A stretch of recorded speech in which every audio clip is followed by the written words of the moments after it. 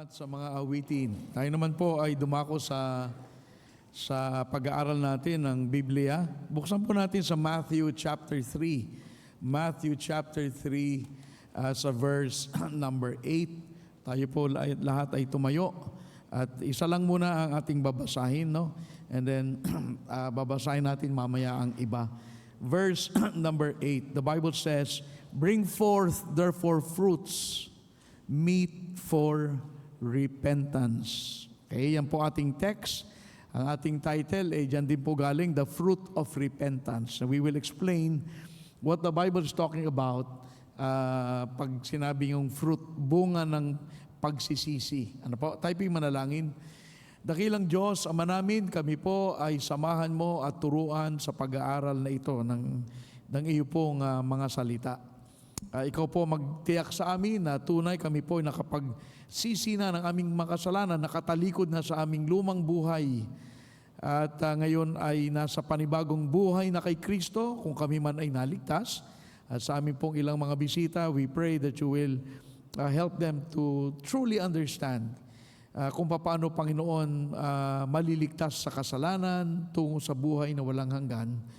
Kaya ngayong umaga, hiniling po namin ang iyong biyaya na samahan kami at turuan kami at buksan mo po ang aming mga puso't isipan upang tanggapin ang mga aral na ito. At ito po ang aming samot dalangin sa pangalan ni Jesus. Amen. Salamat po. You may be seated. The fruit of repentance. Alam niyo po, ako ay lumaki sa church. Ever since ako'y isinilang, ako ay nasa simbahan.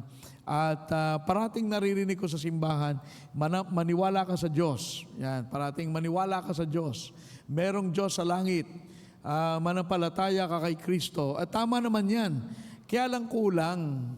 Kulang kasi ang turo. Walang masyadong turo patungkol sa pagsisisi. Siguro baka ganyan din kayo, pero ganyan ang experience. Okay, gusto makarating sa langit, manampalataya, lahat matay na, pati nga si Satan naniniwala rin, sabi sa James. Pero syempre, ibang klaseng paniniwala. Kailangan natin ay magsisi ng kasalanan. Bahagi ang pagsisisi ng kaligtasan, hindi lang puro believe on the Lord. Meron din kailangan na tayo ay magsisi o talikuran natin ng kasalanan na meron tayo. Kung ating mapapansin, ito pong mensahe na ito, Matthew 3 pa lang tayo ha, yan po ang unang mensahe sa atin ng mga alagad. Na dito makikita natin si John the Baptist, yan ang message niya.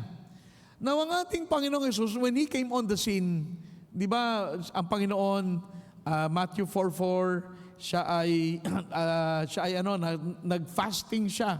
And then pagkatapos niyang mag-fasting, nung sila'y nagsimulang mangaral, ano ang topic niya? Repentance din ulit. Ang sabi niya, repent for the kingdom of heaven is at hand. So itong repentance, ito talaga ang unang mensahe na ibinigay sa atin. Pagkatapos ng 400 taon na ang Diyos ay nanahimik, gawa ng kung titingnan po natin ang aklat ng Old Testament, nung natapos yan, tumahimik ang Diyos ng 400 taon. And then ano nangyari? Dumating tayo sa Matthew, Mark, Luke, and John. 400 taon ang Diyos hindi nagkasalita.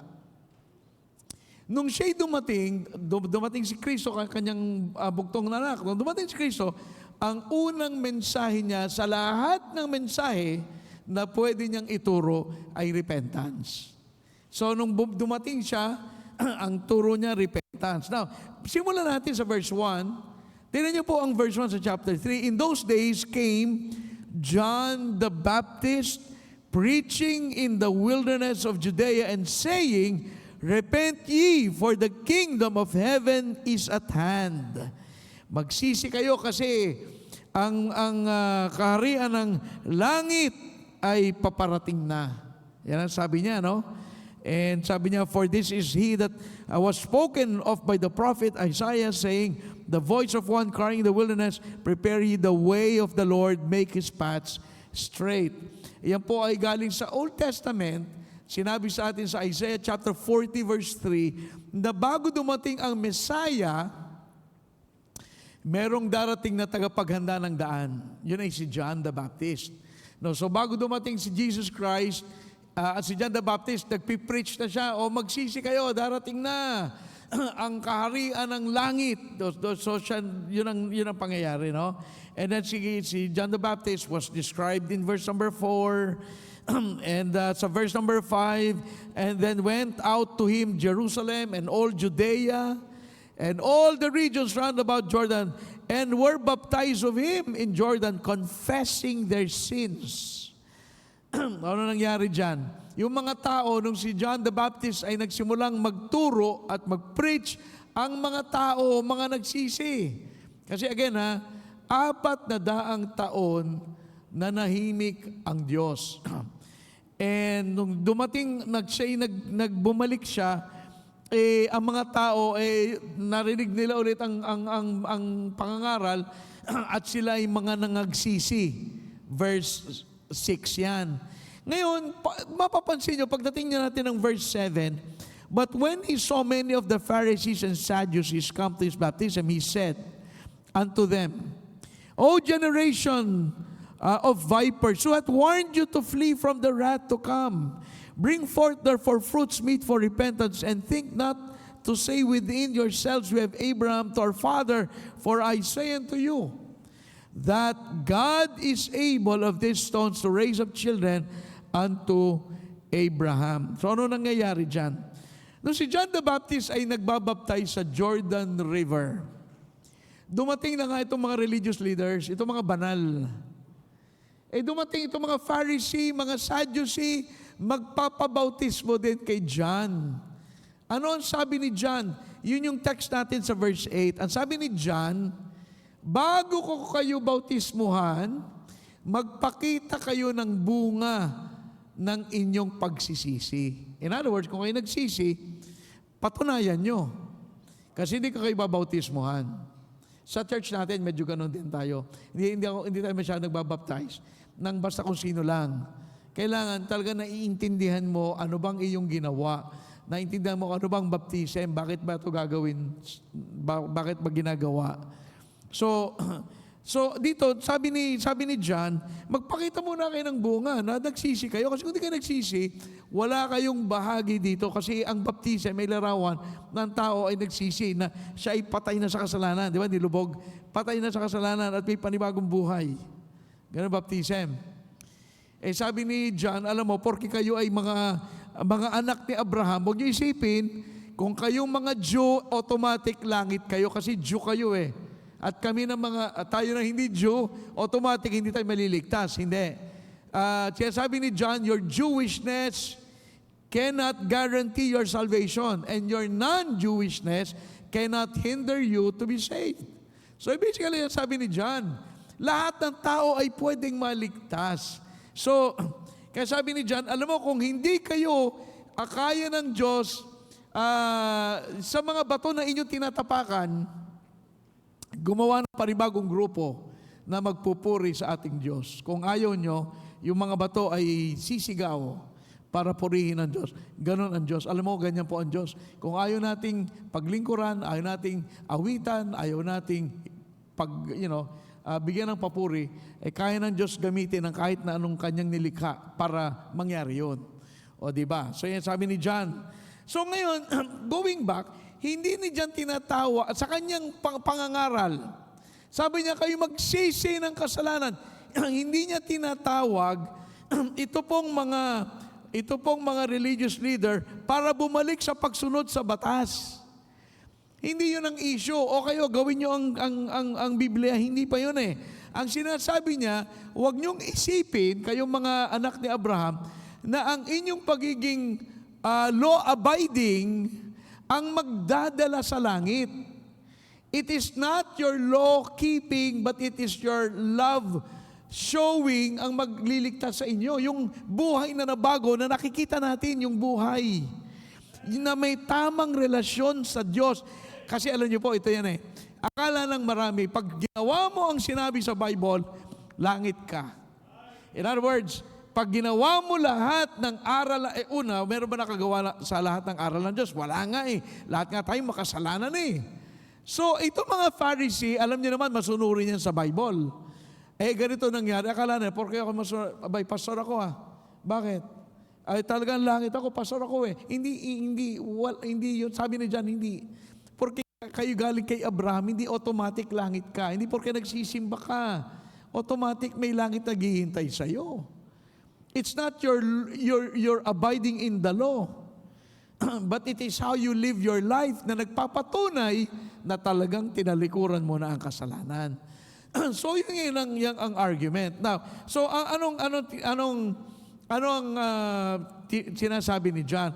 Dapat kung tayo ay makakarating sa kaharian ng langit, makinig, kailangan may repentance.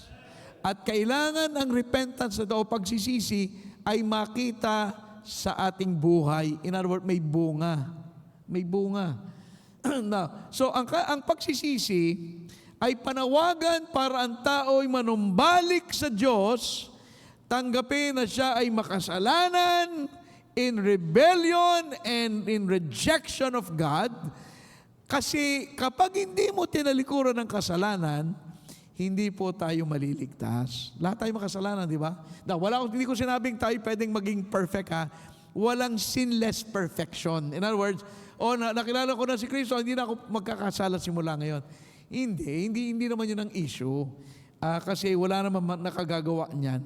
Kaya sabi lang natin, ang kaligtasan ay dalawang bahagi, repentance and faith. Parating dalawa, para yung pera, parang coins. May tao at ibo, ano ba yan nung araw, di ba? Dalawang side, in other words. Dalawang side. So, hindi maaaring isa lang. Hindi, kailangan manampalataya kay Kristo, pero magsisi ka ng kasalanan. Okay, so tatlong bahagi. Una, the certainty of the fruit of repentance. Una, kapag tayo po ay nananampalataya, nagsisi ng kasalanan, meron talagang bunga na makikita sa atin. Na una, balik atras tayo ng konti. Ano ba ang repentance? What does it mean to repent? Ito pong issue na to, kailangan maintindihan kasi para tayong makarating sa langit, dalawang bagay, repentance and faith. Okay, marami na tayong faith, marami na. So, punta tayo sa repentance. Ano ang repentance? Galing sa Greek word na metanoia. Itong word na metanoia sa Greek, ang ibig sabihin is a change of mind. Yung isip mo na bago na Yung isip mo, pagdating sa kasalanan, lalo sa kasalanan, iba na. Ayaw mo na yung mga dating ginagawa mo, ganyan at ito ay expressing sorrow for the ways in which we offended God. Ayan. Nagpapakita ka ng sorrow o pagdadalumhati. Saan? Sa paraan kung paano mo na-offend ang Diyos, nasaktan mo ang puso ng Diyos. Pag nagkakasala ka ba, nasasaktan ba ang puso mo sapagkat nasasaktan mo ang puso ng Diyos? Yun kasi yung yun yung kasing pagsisisi. Di ba? Yung pagsisisi. So in other words, it's a change of mind and actions. It's a change of mind that brings about a change of direction. In other words, naglalakad ka sa kasalanan, titigil ka, tatalikod ka, iiwan mo na yung kasalanan, papunta ka na kay Kristo ngayon. Yun ay pananampalataya. So, repentance, yung pagtalikod. Tatakilan talikuran mo. Pag hindi mo tinalikuran, hindi ka maliligtas. Kasi naglalakad ka sa kanila, naniniwala mo sa Diyos nakagawa ko kasalanan, bisyo, pero naniniwala ako sa Diyos. Hindi kailangan titigil ka para tumalikod. In other words, may U-turn. Pag hindi ka nag-U-turn, dire-diretso mahuhulog ka doon sa bangin.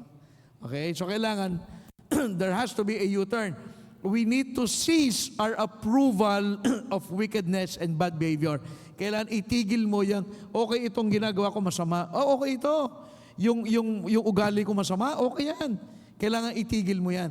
Pagsisihan mo, baguhin mo yan. Siyempre, tulong ng Diyos. Pero yun ang ibig sabihin repentance. Now, it doesn't mean pag nagsisi isang beses lang. Okay, tinalikuran ko ng kasalanan. Okay, tumalikod na ako ngayong araw ito, so bukas, kumbaga, hindi na ako tatalikod kasi Ay di nakaharap ka na naman. Alam mo yun, tayo po mga mananampalataya, listen, we confess every day. Bakit? Kasi nagkakasala pa rin tayo eh. It is not a one-time experience. Hindi gusto mong gumanda ang health mo. Hindi pwedeng January 1, ako'y mag-exercise na. Tapos nag-exercise ka January 1, hindi na nasundan. Hanggang December, hindi ka na ulit nag-exercise. Hindi ganun yun. Ang confession is needed until this life ends.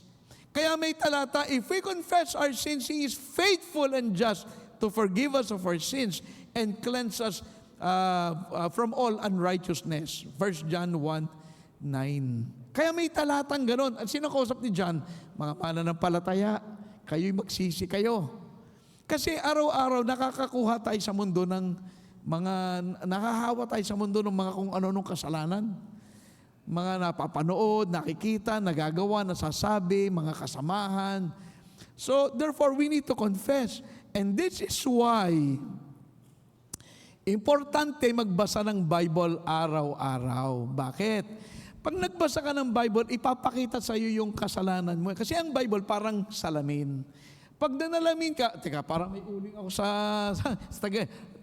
hindi ba? Sino nagsalamin? Nakakita may madumi, hindi tinanggal. Kaya ka nga nagsalamin eh. Yun ang Bible. Ang Bible ay salamin. Teka muna. Parang marami akong mali babaguhin mo. Kaya pag hindi ka nagbabasa ng Bible araw-araw, hindi ka nananalamin sa iyong spiritual na kalagayan. Ibig sabihin, okay sa yung ginagawa mo, kahit mali, okay lang. Hindi. We confess every day. Para nagbabasa tayong Bible so that we can be confronted with our sins in the Bible daily, and then what? Makapagsisi tayo daily rin. Daily repentance. Pero meron tayong isang U-turn isang matinding kaligtasan. Pag kayo naligtas, okay, tumalikod ka na sa kasalanan. Pero kasi ang nangyayari, alam niyo naman, in reality, nakakalimot, nakakabalik, bumabalik yung masasamang ugali, ganito ka na naman, di ba? Alam mo, maraming kasalanan dapat Kasi kahit ang worry, kasalanan din yan. Pag nagwo-worry, ibig sabihin, hindi ka nagtitiwala sa Diyos. So, ang napakadaming bagay na ganyan. Now, if you have already repented, you will certainly bear fruit. Pag ikaw ay talagang nagsisi ka naman talaga magbubunga ang buhay mo. Kasi kung hindi nagbubunga, isa lang ang dahilan, hindi ka talaga nagsisi. Kasi nagtanim ka, tumubo, halimbawa, mangga. Kasi meron tayong diyang mangga sa may mangga. Kung hindi tumutubo, baka patay yung puno. Kasi kung nagbubunga, okay, buhay. Kasi bakit? May fruit. Di ba? Pag meron kang puno ng mangga, kahit gaano kalaki, kung walang bunga, baka wala laman. Alam mo, may pangapuno, kinakain ng anay. Ako'y nakapunta sa California. Ang pangalan tayo, parang redwoods Alam niyo mga kapatid, ang laki ng puno. 1/3 ditong stage kalaki ang isa. Ganyan kalaki. Regular lang yun. Ganyan kalaki. Isang puno. Pero may mga puno na nakabagsak kasi kinain ng anay. Ganun Akala natin, ito'y okay ito. Ito yan. Kung ikaw talaga yung nagsisi ng kasalanan, makikita mo yun sa buhay mo. Makikita mo Okay? May mga pagbabago sa iyo. May mga ebidensya sa iyo. Okay, tingnan natin ang Matthew 7:16. Malapit lang tayo Matthew 7:16. Sabi dito, you shall know them by their fruits. Malalaman mo sa bunga Merong puno. Ano bang puno ito? Hindi ka sanay sa puno. Ano ito? Ito ba yung mangga ba ito? Ano ba ito? Pag nakita mo yung bunga, ang bunga ay mangga ito. So you shall know them by their fruits. Verse 17, even so, every good tree bringeth forth good fruit, but a corrupt tree bringeth forth evil fruit. A good tree cannot bring forth evil fruit. So in other words, look at verse 20, wherefore by their fruits you shall know them. By their fruits you shall know them. So, kung ikaw ay nagsisi ng kasalanan, magbubunga ka ng pagsisisi. You will have fruits of repentance. In other words, sabi mo Kristiyano ka, okay? O ang tanong, anong bunga sa buhay mo ang nagpapatunay na ikaw ay Kristiyano? Hindi ko sinasabing kailangan lahat ng kasalanan mawala at hindi na babalik. Hindi kasi nagkakasala pa rin nga tayo eh. Pero, di ba, ano mga bagay ang naitigil mo na simula naligtas ka? At ano mga bagay ang sinimulan mo na simula naligtas ka? Baka simula naligtas ka, hindi ka nagdi-devotion. 10 taon ng Kristiyano, wala kang Bible devotion. Para naman, kasi ang Bible pagkain eh, ng kaluluwa.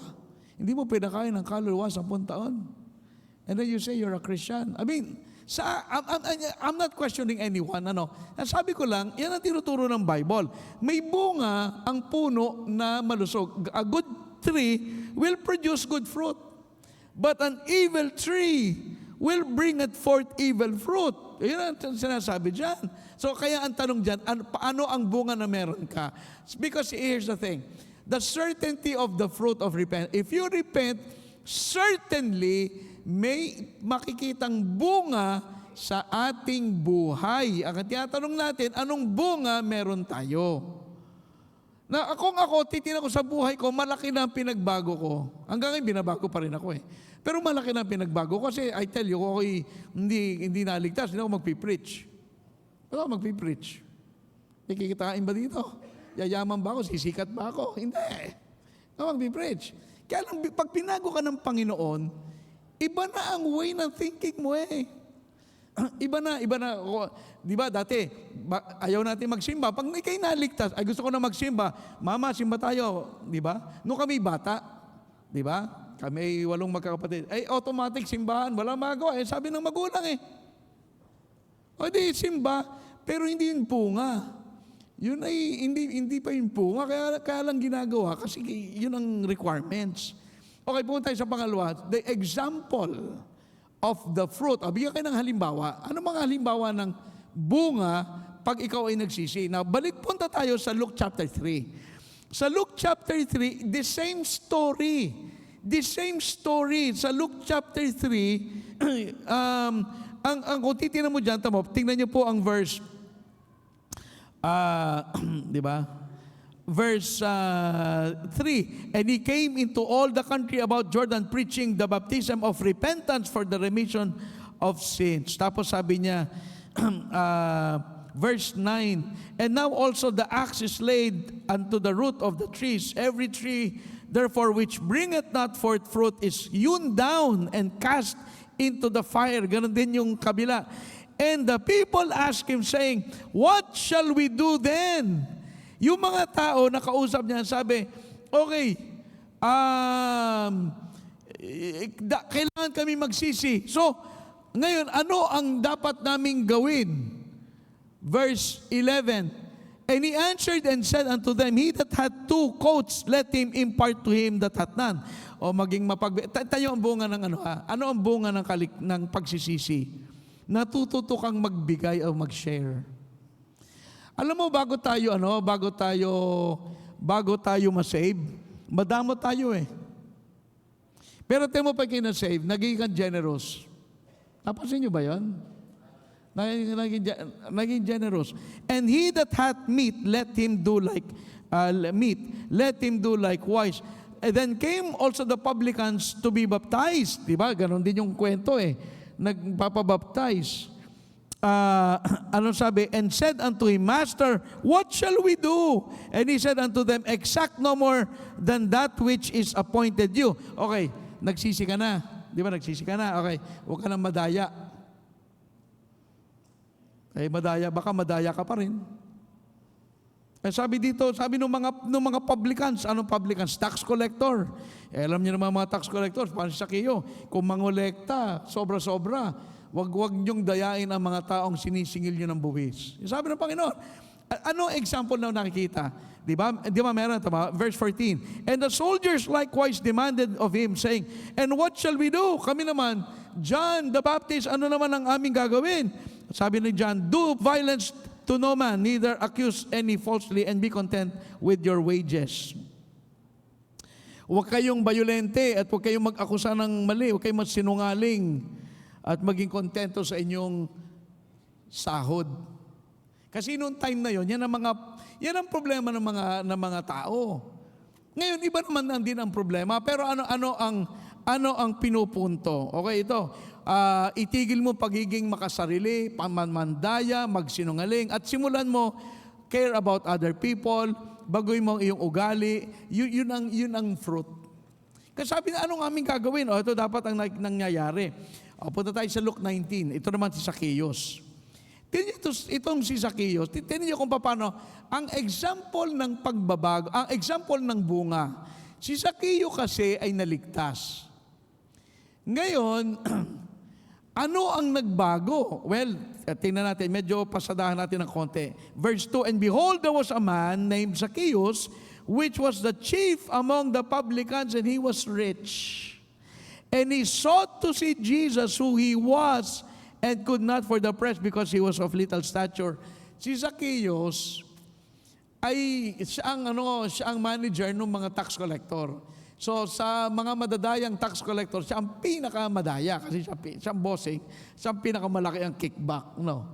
Ay di ngayon, ay di dumaan ang Panginoon, ay umakyat sa puno, maliit siya eh. Para makita niya ang Panginoon, umakyat. Tapos sabi ng Panginoon, sabi, Zacchaeus, ako'y in-invite ng Panginoon sarili niya, no? Sabi niya, Zacchaeus, ako'y kakain sa iyo. Tapos ang nangyari, nung sila'y nando sa bahay, tingnan ang ginawa niya, ha? Verse 6, and he made haste and came down and received him joyfully. And when they saw it, they all murmured. Sabi ng mga tao that he was gone to a guest with a man that is a sinner. Para sabi nila, tamo ang Panginoon, nakikain doon sa bahay nung makasalanan. Eh siyempre, ang Panginoon, kaya siya ganun, gusto niyang tulungan yung makasalanan. Yung mga tao naman, pag makasalanan, parang ang pinandidirihan. O, di ganito nangyari, verse 8, and Zacchaeus stood and said unto the Lord, behold, Lord, half of my goods I give to the poor, and if I have taken anything from any man by false accusation, I restore him fourfold. Kita niyo yan? Kalahati ng kayamanan ibibigay sa mga mahirap, at yung aking nakuhang ibabalik ko ng 4 na balik. Hindi ba yan ay nagsisi? Yan ay taong masama. Oy, bakit kanya na nangyari? Kasi alam mo, hindi lang kasi sa salita. Ang bunga ni Zacchaeus, hindi na ako mandaraya, magbibigay ako sa mga mahirap. So ano tinuturo sa atin? Ang tao na nagsisisi, nag-u-turn. Nag-u-turn. Si Paul, pinipersecute yung mga Kristiyano nung siya'y naligtas. Siya ngayon na nagpipreach. Siya na ngayon ang pinipersecute. Prodigal son. O paano ba nagsisi ang prodigal son? Nung wala na siyang pera, nilustay ang kayamanan ng magulang. Sabi niya, kinakain niya yung pagkain ng baboy. Alam mo, sa mga Hudyo, ayaw ng baboy kasi ang baboy marumi. Tayo naman, sarap na sarap sa baboy. Ay, pero ang mga Diyo, ayaw ng baboy. Para alam ko, mga Muslim, ayaw din. Ang kinakain nitong anak ng mayaman ay yung kain ng baboy. Ay sabi niya, sabi sa Bible, and he rose and went back to his father. Siya ay bumangon at bumalik sa kanyang ama. Yun ang pagsisisi. May pagbabago. E di sana sinabi niya, bakit ba nagkaganito? Hindi na ako babalik kay tatay. Wala, ganito ng buhay na pinili ko. Di paninindigan ko na. Hindi ganun ang ginawa niya. Sabi niya, mali itong aking nangyari. Ako'y babangon at babalik kay tatay. Yun ang repentance. Yan ang example. Na pag ikaw ay nagsisi, meron kang about turn. May pagbabago. Alam mo yung problema. So ang repentance nagdadala ng pagbabago, di ba? Itong problema, makinig kayo, maraming Kristiyano hindi nagbabago.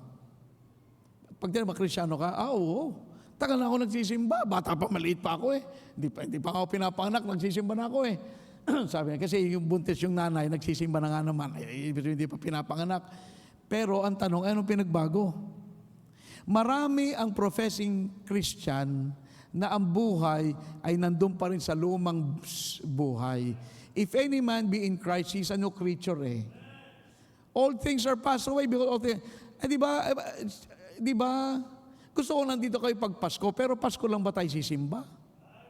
Sisimba lang ba tayo pag tumanggap tayo ng bonus sa 13-month pay? Ay, okay, magpapasalamat sa Panginoon, okay, sisimba. Ganun ba ang nagsisi? You see, so in other words, ang tanong, kung naligtas, bakit walang pagbabago? Kahit man tayo lumaki sa simbahan, nag-pray tayo ng panalangin, tayo yung member ng church. Basta ito yan, pag walang bunga, hindi makarating sa kaharian ng langit. Yung ganun lang kasimple. So ang tanong, ano ang bunga ang meron tayo? Ito sabi ni Spurgeon.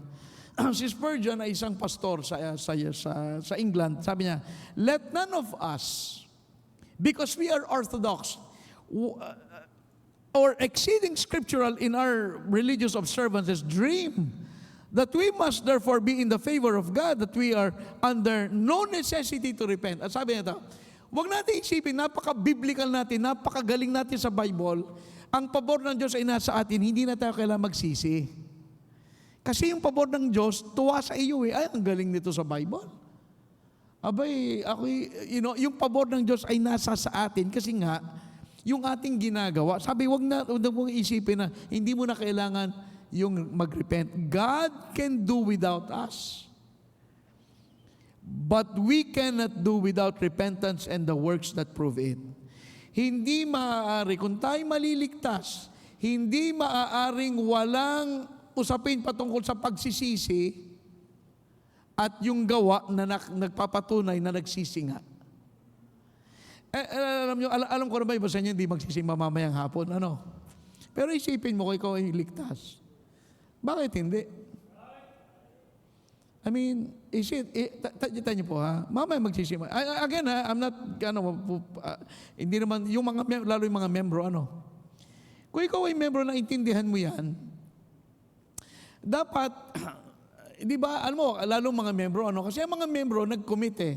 Ako i-join sa group na ito kasi I believe in this church and I believe in their God. Okay? Meron tayong activity. So anong gagawin natin? Di ba kasama tayo dapat? Eh kung hindi, kasi ang tanong ko lang ay bakit? Kung nasa ospital at naghihingalo, wala nang papaliwanag, di ba? But is that the case all the time? Do you always have to clean your house on a Sunday? Do you always have to be away from what God is doing?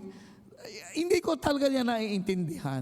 Hindi ko naiintindihan. Ever since ako naligtas, priority ko talaga ang church. Hindi ko naman, sabi ko, siguro yun ang nangyari sa akin kasi nagsisit siguro ako talaga. Pero bakit hindi lahat ay ganon? In other words, if you're a Christian, you have to prove it.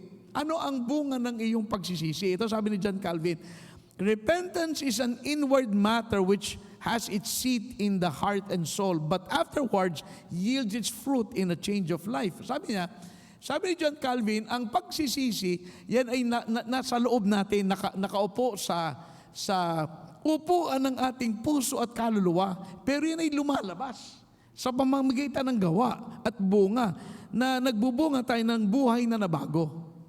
So, tanong, nabago ba buhay mo? Ay, Pastor, okay, say na, okay. Hindi naman kailangan magsimba ka ng hapon parang patunay. Pero, ikaw na nakakaalam. Nagbago ka ba? Di ba? James 2:26, faith without works is dead. So, kung ako'y nananampalataya at wala akong gawa, wala akong bunga, baka patay ang puno. Hindi naman mahirap yun eh. Nagtanim ka ng mangga, 30 taon nang nakatanim, hindi naman nagbubunga. Una, baka hindi naman mangga yun. Pangalawa, baka patay yun. Diba? So, again, magkakasala pa rin tayo hanggang tayo nabubuhay. But those who truly repent, we do what we can to resist the evil and temptation na meron sa ating paligid. Yan ang pinipilit mo eh. Kasi Kristiyano ka, hindi ba? Pinipilit mong magtapat sa Diyos, talikuran na ka, kasi tinalikuran mo kasalanan. Again, hindi yun isang pagkakataon, araw-araw ginagawa. So, dapat ginagawa natin yun. Okay? So, yun ang example. At dapat meron tayong bunga na nakikita at yan ang halimbawa at may pagbabago. Ito, we will close in number 3, the judgment of the fruit. Okay, Matthew 3:10. Di ba Matthew 3:10? At yan sinasabi dito. And now also the axe is laid unto the root of the trees. Therefore every tree which bringeth not forth good fruit is hewn down and cast into the fire. Katulad din kanina, kapag yung puno hindi nagbubunga, anong gagawin? Puputulin. Yan ay papalakulin. In other words, pababagsakin ang puno. Hindi nagbubunga eh. Diba? Now, and so, ano sabi sa verse 12? Whose fan is in his hand, and he will thoroughly purge his floor, and gather his wheat into the garner. Yung garner, kamalig. Yung mga trigo ay ilalagay sa kamalig, but he will burn up the chaff. Yung ipa ay anong gagawin? Susunugin with unquenchable fire. Ano kaya yung garner? Yung warehouse? I think it talks about heaven. Na at the end of pagkatapos po ng buhay sa mundong ito, yung mga trigo, ilalagay ng Diyos doon sa garner o doon sa warehouse, doon sa kamalig. At yung mga ipa at yung mga dead wood ay susunugin. Ikaw, naglinis ka ng backyard, anong gagawin mo nagwalis ka ng mga, anong gagawin mo sa mga hindi mo kailangan? Hindi ba susunugin mo? Yun ang sabi dyan eh.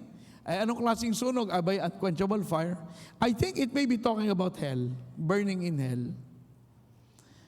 So ang tanong, ikaw ba'y trigo o ipa? Kasi yung ipa masusunog eh. Kung trigo, itatago ng Panginoon. So, are you ready for the judgment? Ang daming class. Alam mo, kanina pinag-usapan natin sa Sunday School, si Rahab na ligtas, isang harlot na ligtas. Sa lahat naman ng ililigtas ng Diyos. Alam mo, pinapakita ng Panginoon, walang taong, too sinful sa biyaya ng Diyos na hindi kayang iligtas. Lahat ng tao, lahat naman tayo nagkasala, iba-iba lang kasalanan. Pero lahat tayo ay pwedeng maligtas.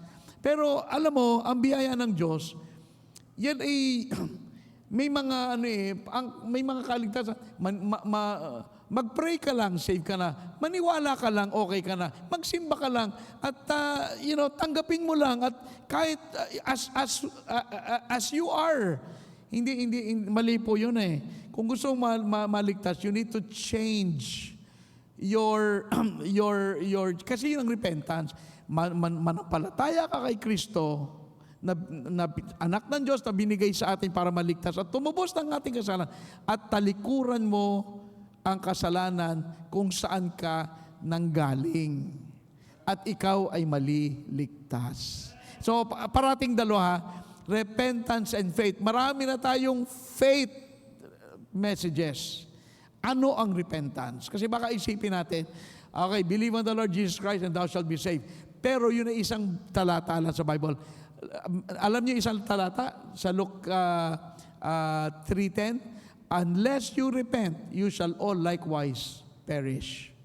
Kailangan natin repentance, kailangan natin ng faith, at ang tunay na nagsisit na ng palataya ay may bunga na ating makikita. Ang tanong, nagbubunga ba ang iyong kaligtasan? Kasi kung hindi, you have to be saved. Kung walang bunga, you have to be saved. Saka tayo pong mga manampalataya, kagaya sinabi ko na, bakit ba si Rahab na saved? Kasi napakinggan niya yung kwento patungkol sa Diyos. Yung mga himala na ginawa ng Diyos. Alam niyo, mga Kristiyano, alam niyo, pinakamalaking himala sa mga hindi Kristiyano, yung buhay mo binago ng Diyos. Ikaw, nabago ka, ang sama ng ugali mo nung araw. Kung hanggang ngayon, masama pa rin ugali mo. Ang sabihin ng iba, huwag tayong maniwala dyan, pare-parehas lang eh. Pero hindi, alam mo hindi. Meron talagang tunay na naligtas. Meron talagang tunay na Apostle Paul Meron talagang tunay na Barnabas. Meron talaga. Na, alam ko marami ding fake. Kaya huwag kang titingin sa tao eh. Sa Diyos ka titingin. Kaya sa Diyos, ang Diyos hindi kasala. Si Kristo hindi ka. Hanapin mo kasalanan ni Kristo kung meron. Wala eh. Ngayon tayo marami. Ang challenge sa ating mga Kristiyano, tayo mag-ingat tayo ng buhay na hindi tayong mga witnesses ni Kristo, we are also the evidence. Hindi na tayo, manampalataya kayo kay Kristo. Tayo din yung ebidensya na meron talagang Diyos na buhay, na nagbabago ng buhay. Eh kung buhay naman natin, hindi binago. Sino maniniwala? Wala. Okay? So, fruit of repentance. Tiyakin po natin na tayo ay nagbubunga sa ating pagsisisi. Tumayo po tayo lahat. Tayo po yung manalangin. Let's all stand. Tayo po yung tumakot pumikit. Tayo po yung manalangin. Dakilang Diyos, Ama namin, kami po yung nagpapasalamat sapagkat sa kabila ng aming mga maraming kasalanan, binigyan mo kami ng pagkakataon na matalikuran ang mga kasalanan na ito. At magbunga ang aming buhay ng pagbabago. Mga ebidensya na buhat sa aming pagtalikod sa aming mga kasalanan. Kaya Panginoon, ngayong umaga tulungan mo kami. Marahil may mga membro, may mga Kristiyano na hindi nagiging talagang tapat. Sa buhay nila, hindi nila napapanindigan ang kanilang relasyon sa iyo. And it happens, minsan kagaya ni Pedro, itinakwil si Jesus na yung anak. Nangyayari din naman sa amin yan. Kaya Panginoon, kung meron kaming ganito, tulungan mo kami, makabalik kami sa tamang paraan ng pamumuhay. At sa aming po mga bisita, sa mga narito na wala pa kay Kristo, hindi pa nakahakbang para manampalataya. Tulungan mo, Panginoon, na makilala nila ang tunay mong anak na si Kristo na siyang nagbayad at nagdusa sa krus ng Kalbaryo upang ang aming kasalanan ay kami ay mapawalang sala. Ang aming kasalanan ay kanyang mahugasan at kami maging malinis. Pagpalain mo po ang aming paanyaya. Ikaw po mangusap sa aming mga puso. At ito po ang aming samadalangin sa pangalan ni Jesus. Habang lahat po yung nakatungo, nakapikit. Ngayong umaga, if you'd like to come for prayer, at kung kailangan mong panalangin,